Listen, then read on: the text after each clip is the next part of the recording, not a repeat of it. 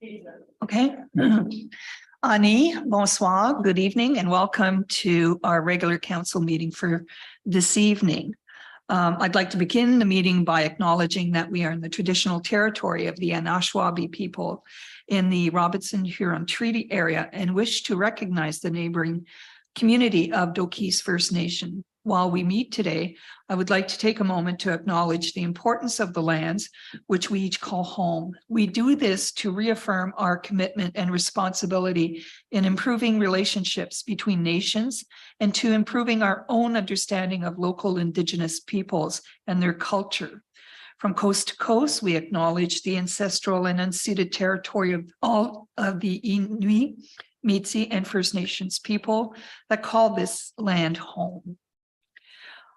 So with that, I need a resolution to adopt the agenda. Willie and Dean.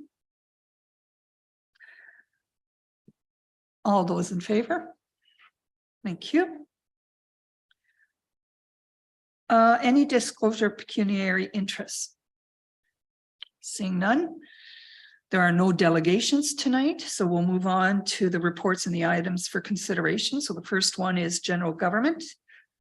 And before you, as if you recall at our last meeting, council decided to change the composition of the Public Works Advisory Committee from 3 public members to 4. So before you, there is a resolution to accept this. So I need a mover and a seconder, Renee and Dave. Duly moved and seconded, be it resolved that bylaw 2023-13 being a bylaw to amend bylaw 2019-07, a bylaw to establish and adopt terms of reference for committees for the municipality of French River be read a first, second, and third time and finally passed. Thank you. All those in favor? Thank you. I'll give you an update of the situation with the OPP. Since our last meeting, I've had an opportunity to meet with the 3 other mayors from Sudbury East, as well as with Chief Duquette from Dokis First Nations. We had a very excellent discussion. Of course, everybody's up in arms about the impending closure. Chief Duquette advised us that his council had already passed a resolution objecting to the closure of our detachment here in Noirville, and offered his support in doing whatever needed to be done. As well, France Gélineau has prepared a petition, which we are in the process of distributing. And this weekend, I believe I've informed all council that during the hockey tournament, we'll be setting up a table and gathering signatures for the petition. As well, I spoke to France last night, and she will be at the arena on Saturday at 10 a.m. In turn, I'm between France and I, we're inviting the media to come, and so that we can do a presentation to them. So councillors, if you are available, let me know. And what time? I think I'm going to set up between 9:30 and 5 o'clock in the evening. I think we're going to gather as much.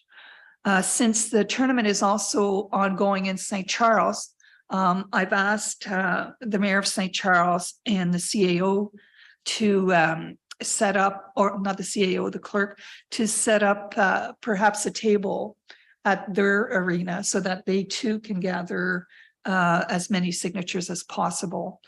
I've also sent out the copies of the petitions to the 4 municipalities and to Dokis as well. We've done so much that yesterday. I thought it would be wise to have a preliminary discussion with the OPP themselves. So the unit commander, Bill McMullen, and the Sergeant Jeff came to the municipality yesterday. Renee was present. And thank you, Mel, for attending as well.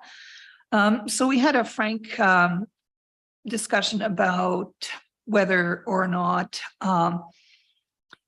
we can sustain the detachment. And though they were very supportive in keeping the detachment, in their opinion, the recommendation for the ministry note will be to close it. And it is because of basically financial issues that the OPP sees a big savings in closing on Highway 64 here. Also, the place that they're in right now, they are also, they find that it needs so much renovations, and they don't want to be, responsible for paying for the renovations. They no longer want to be landlords, and so, or tenants. They don't want to own and be responsible for the physical aspect of a detachment. And as we discussed at our last meeting, we have big plans forthcoming during our strategic planning. And one of the plans that's been talked about was to set up the detachment behind here. And they're prepared to explore that. So I thought that was a good sign. However, that does not mean in any means whatsoever that that's going to happen. They are prepared to entertain the idea of a service office, but a service office is not a detachment. And the difference between the two is that in a detachment, your officers report at the Noelville station, whereas a service office is there for the officers to write their reports, use the washroom, have their lunch, or just get out of the cars instead of being in their cars for 12 hours. There's a place for them to go. They know what we're doing with our political advocacy to put a stop to it. They were respectful, I thought. I thought it was a very good meeting. Tomorrow, we meet with CPAC, which is our community policing group. So that'll be the 4 municipalities. And we invited, once again, Chief Fedskep to join us, because that's the OPP will be there to address all 4 municipalities. I'm not sure, how it's an opportunity for the other municipalities to speak to the officers about how important it is to have this detachment here in Noelville, which is basically the center between all the 4 municipalities. And so they'll get an opportunity to express their feelings. They did agree to give us time to write a submission that will be attached to the ministry notes for us objecting to the closures, and sort of told them I needed a bit of time. They told me I don't have 2 years, so I was hoping to stretch it for 10 years, but anyway, that's not going to happen. It'll be a while before we get our statistics together, and we consult with members of the public, get our petitions going, so that that will be included in the briefing that will go to the minister for whether it's closed or not. They are not closing guaranteed June 30th. There is no anticipated date yet. The process, unlike Marks Day Warren, where the process was kind of lickety split, and one day you're there and 3 months later you're not. That's not. We're reassured that's not going to happen here. So we have a bit of time to work with our residents, permanent and our seasonal, and our visitors to this wonderful community, to have a chance for them to be heard. And so there's still a lot of things going. The media has picked up on it, did an interview with Radio Canada that went very well. And on Friday, I'll be speaking with CBC because they can't come on Saturday. So they'll be calling me on Friday to do, they want to do a more feature type interview, which is better than a 30-second clip. So I appreciate that. And again, we're in the process of contacting the media to get them there for Saturday. And if not, if they can't come, of course, because it's a Saturday, then we'll be prepared to do as much as we need to do. Spoke to John Van Doff, and he's prepared, if we don't hear from the minister, the Solicitor General's office by Friday, he's prepared to try to facilitate a meeting with the municipalities to speak to the Solicitor General. So I think that's really important to do. We do have a citizen who is spearheading the petition, and I think that would be a good thing for the Solicitor General to hear from a citizen and not just the politicians, because as far as I'm concerned, the residents and the citizens of our municipalities hold the balance of power when it comes to what needs to be done in our communities. So with accommodation of everything that's going on, I'm hoping that we're going to be successful. And in fact, I'm more than hopeful we'll be successful. But in the meantime, we must continue our advocacy, continue our objections, and we want to make sure that our voices are heard at all government levels. So stay tuned. After tomorrow, there'll be more. And I'll brief you again at the next council meeting. Mel, and was there anything that I missed? I mean, it was a good meeting. We were almost 2 hours, I guess, by the time we were done, an hour and a half.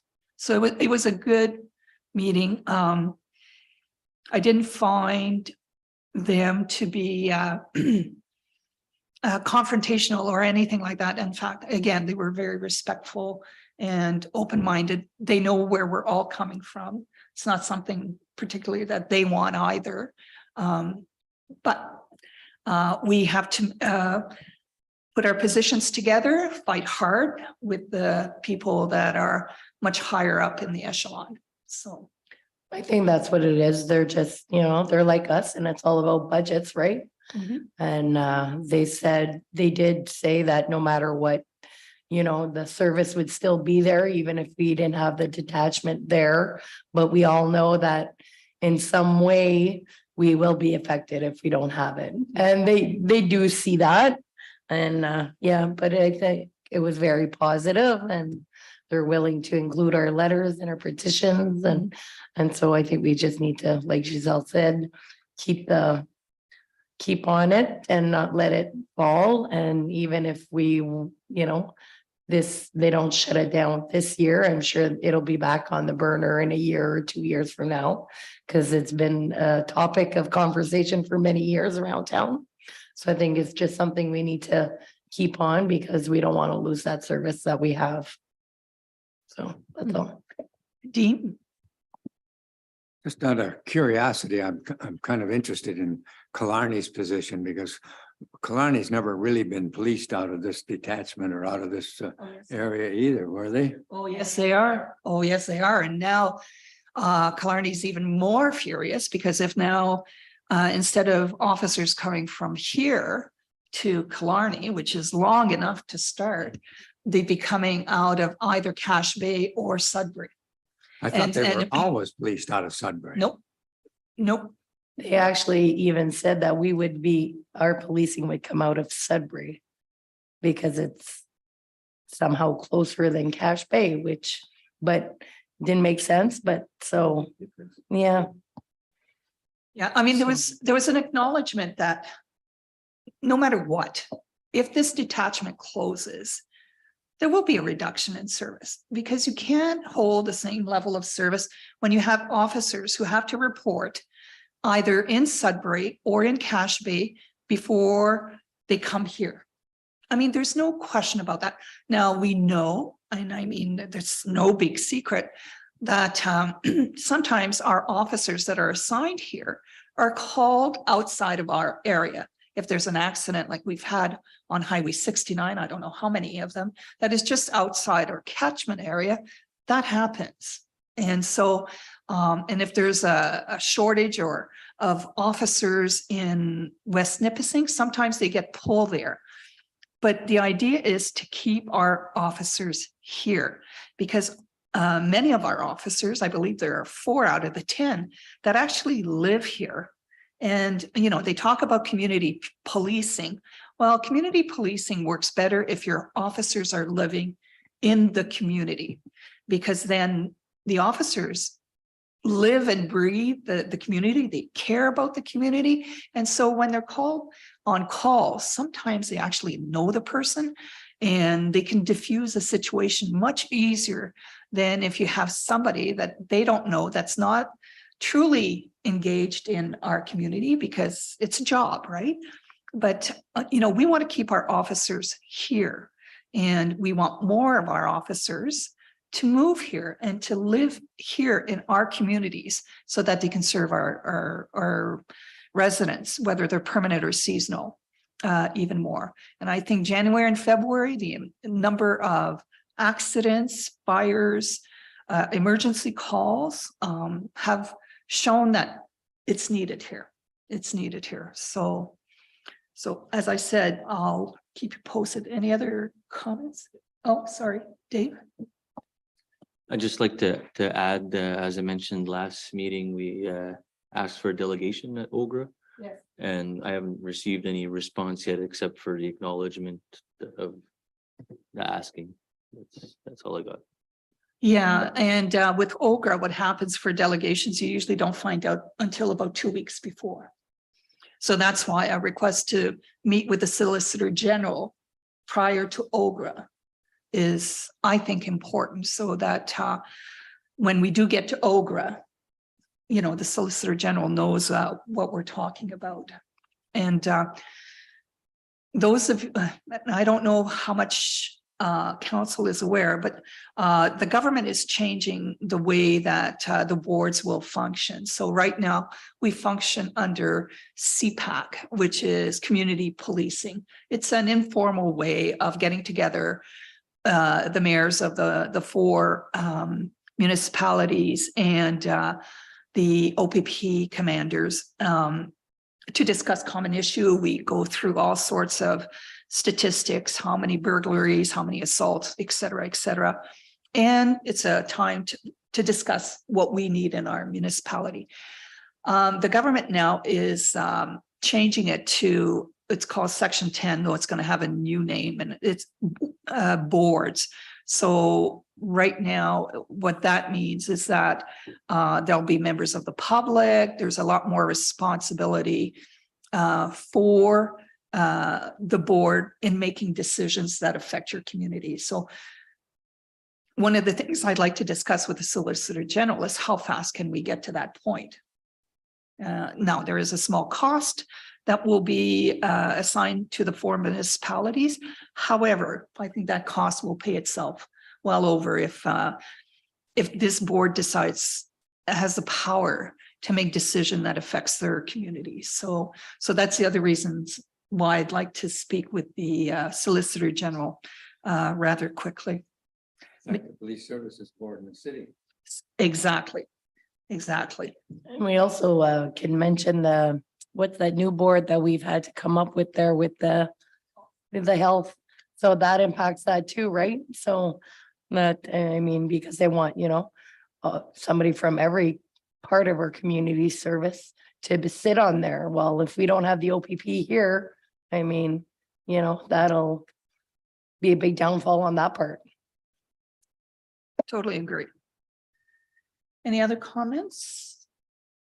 Anyway, stay tuned. There'll be more to come as things happen. And now the big thing will be community engagement. So we'll be focusing. Oh, yes. So the other thing too, with in the discussions that we had with the other mayors and Dokis, a resolution, all of the council would be passing resolution, and some of them have passed it already. So I thought it would be, even though we had consensus at our last meeting, we really don't have anything formal, and the resolution will go well in attaching to our submission for the response of the notes. So we put something together. And maybe Mel, you can read it first and then I'll get a mover and seconder so that they're not voting on you. That's exactly what I was gonna suggest. Oh, great So minds. I will think alike. So the motion reads, whereas it is imperative to retain the OPP detachment in Noelville to continue to provide safe communities in the Sudbury East area, being the municipalities of French River, St. Charles, Killarney, and Marks Stay, and Doki's First Nations.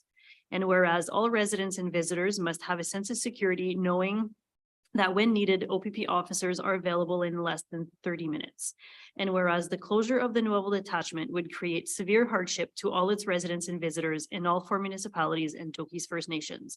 And whereas residents and visitors in Sudbury East deserved and expect equitable access to a reliable, timely, and efficient police response. Therefore, be it resolved that the municipality of French River support the petition to the Legislative Assembly of Ontario to direct the Ministry of the Solicitor General and the Ontario Provincial Police to continue in having the Ontario Provincial Police officers report to an operational detachment located in Noelville, Ontario. Okay. I That's need, essentially the petition. that's the petition we're submitting to keep the detachment here in Noelville. So I need mover, seconder, Dave and Bob. So it is duly moved and seconded. I'm not gonna read it again. No, you don't need to read it again. Okay, all those in favor? Thank you. And counselors, feel free to talk about it in your community. There is a fallacy that I encountered at our last seniors luncheon in Albin that when we started talking about it, they said, oh, well, $250 comes off my taxes. And that is not going to happen, folks. That is not going to happen. And people have to remember that the OPP levy will remain there. And if they're coming from Cache Bay and doing cost for service out of Cache Bay and Sudbury, you never know. It may even increase because the cost of servicing means more time to get there, more time to do the work.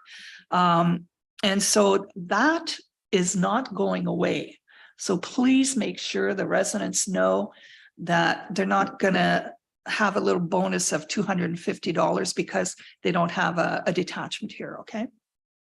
Thank you. All right, let's move on to 6.1.3.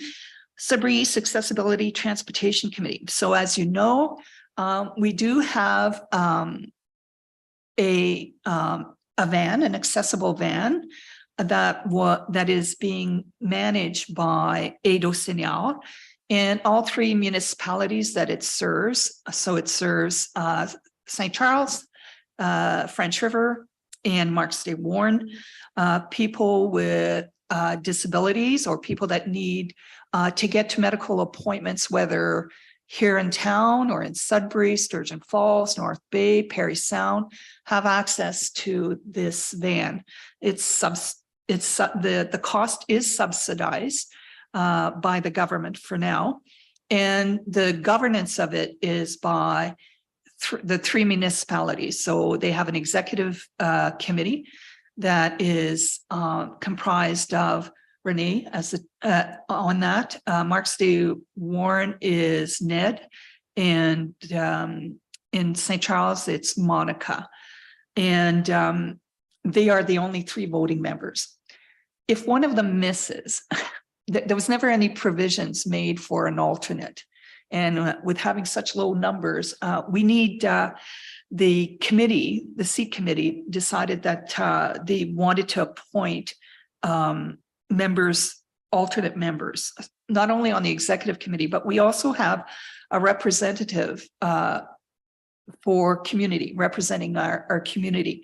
And our permanent person there is Lorraine Quesnel, but she too needs an alternate. So I'm here today to ask you to appoint alternates, and for the executive committee, I'm suggesting Bob be appointed to that board, and for our community person, that Diane Lachapelle from she's the president of the Albin Seniors Club, and so Lorraine's the president of the Noelville Seniors Club. So taking the Albin Seniors Club as an alternate is I think, a good recommendation. So that's before you.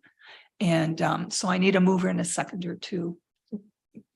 Mel, did you want to do them separately or all in I one? have them in one. You have them in one? Perfect. So need a mover and a seconder, sorry, Dave and Willie. It is duly moved and seconded. Be it resolved that council appoints Bob Prévost as the alternate council member and Diane LaChapelle as the alternate community member to the executive committee of the Sudbury East Accessibility Transportation Committee. Thank you. Any questions? All those in favor? Thank you. All right, so we don't have any report for finances, public work and environmental, recreation, emergency, building and planning. And we do have in your package, you will find a thank you letter from the Comité de Panier de Noël, thanking us for our donation that we made towards that their project. And that's for information. And now I need a resolution to adopt the items contained in the consent agenda. Oh, sorry, sure. Thank you, through you, Madam Chair. If I may suggest, I know I didn't receive the disbursements for December. And I believe there's other councillors that didn't receive it either. If I may suggest that we remove it from the consent and bring it back to the next meeting. I hate, like, I was gonna say hell, but I won't. To approve disbursements that I haven't seen. Yep, I don't have a problem with that at all. But these are the disbursements from December 2023 that we got in January. They're not, So the oh, you didn't get the December one? No, well, these are the ones that I didn't get the email last week through Oh, all the. Mel? okay. so just as information, there was a mistake in the agenda. It's December 2022. And not 2023. But these Yes. disbursements are for council's information only. It's not for your approval. These disbursements have already been paid and dispersed. So it's just for you. So they're added to the agenda for your information. So and they're only being received tonight. It's not an approval process. So Okay, but if you you wish- will send them out. I to will us absolutely regardless. send, yes. Okay. So the email was sent to all your French River emails. So I know that regularly I send them to all your French River emails as well as your personal emails for the ones that are having issues. So during my absence, it was only sent to your French River email. So I apologize for that. So I will send them to you probably this evening. Yeah, and once you get them, when you go through them, if you have any questions, Marc Fleury is available to chat with you all the time. So please feel free to ask any questions whatsoever. So do you still want to remove it? No, you're okay. So did I get a mover and a seconder for consent? No, okay. Roger and Dean. All those in favor? Thank you. There are no notices of motions, and we'll do announcement and inquiries. And so I'll start with you, Renee. Not too much. Do you have your- Not too much. Been busy with a lot of meetings. We have the Noelville Family Hockey Tournament this weekend. So I think Bob said there was 33 teams. So that'll be nice to see the arena full of family and friends and watch some great hockey. They had the one in St. Charles last weekend. I heard they had a great turnout there too. So that was nice. Otherwise than that, then not too much. Dave? Just maybe want to talk a little bit about a little side project I'm working on Sure. for ATV Yep. Trail Club. OF ATV Club. It's a club out of I forget exactly where, but it's down south, and they have Elliott Lake, Mattawa, down south, or there's places around Ottawa, Timmins. They have a trail system much like the Snowmobile Club. And I'm trying to see if there's any way we can get that here. I know it'll be a challenge with the landowners and getting volunteers, but it's we've had our first meeting today, basically just as an introduction of what the club is and what they can do for us. I think it'd be good for economic development in our area, tourism. And start slowly and see where it goes from there, and trying to get all the neighboring municipalities to join in their own, making their own club. And then we can have a network of trails going from here to Timmins, from here to Mattawa, from here to Barrie. I think that would be a good thing. So we're gonna try anyway. Yeah, I think that's great. Dean, Oh, don't have a thing, thank you. Willie? You're good? Bob?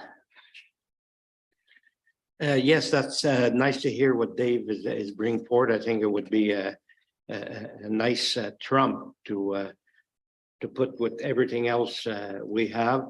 Yes, family tournament on the weekend. Maybe the biggest or second biggest event that's held here in Noelville, and with our booth that we're gonna have, it's gonna be nice to see municipal people there and visible. So support the tournament. And if we can get out of this ice age, hopefully for the weekend, the turnout would be great. Thank you. Thank you. Roger?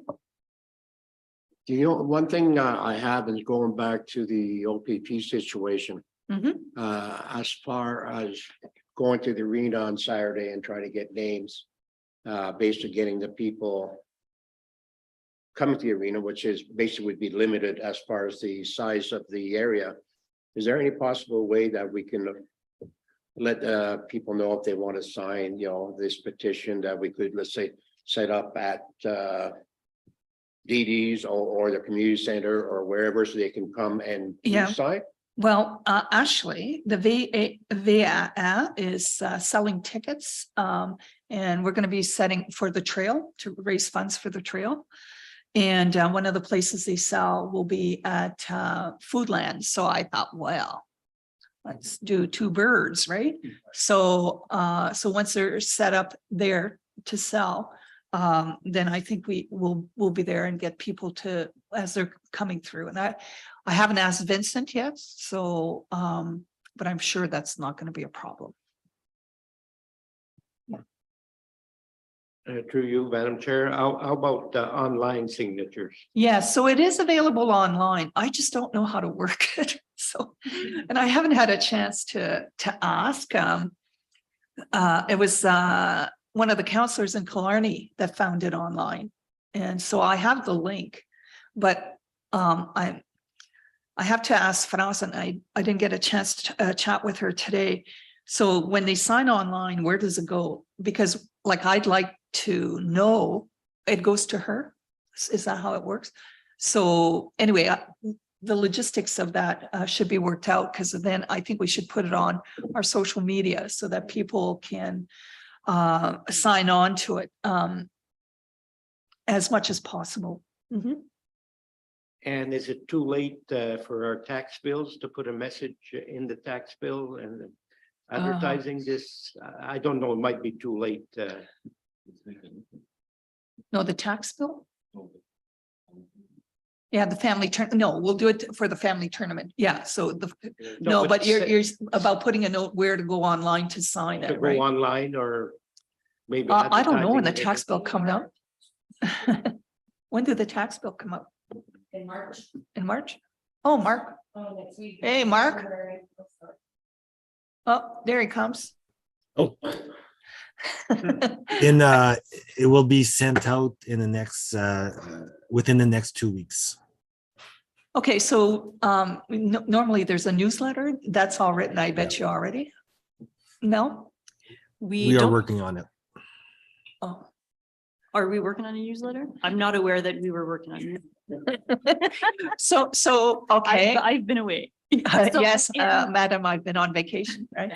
So just for information, I know that in recent years, we haven't prepared a newsletter for the interim billing. We reserve it for the final billing, but I might be wrong. I will check on that tomorrow. Okay, well, we can check and then And if there's something there and we're working on it, then yes, for sure.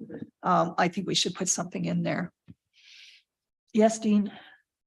I didn't have anything to say when before. Now I got to thinking about it when I heard a couple of questions and I'm thinking about this OPP business, and it seems like over a 70-year period, we've come full circle. Because when our first years here, there was no police here. If you wanted a policeman, and there was no telephones either, so they made it kind of awkward to try to get a policeman there. I remember the only way you could get it was go to the CPR station in Rudder or Bigwood and use the CPR telephone in order to reach a police to bring somebody into the area. Closest police were in Warren. I think they had a detachment in Warren. And here we are now wondering whether, and there was a lot of lobbying done by the municipality here in Noelville, particularly. It was the only really municipality at that time about trying to have a policeman. And with a lot of effort, that finally did get one policeman to be policing the area here. And it grew from that, but it has kind of gone up and down. I recall in the early 60s, for example, because I know it was when we were first liquor licensed. At that time, there was probably 4 of the OPP officers living in the community, working and living in the community here. And then that diminished as far as living here. They were transferred out and the way they went and that sort of thing. But so we've been over a whole 70-year period, this business of policing has gone up and down. First, we'll get a few and and then when they first has established having an actual center here for the police to be at and stay at, and that was Red Letter Day.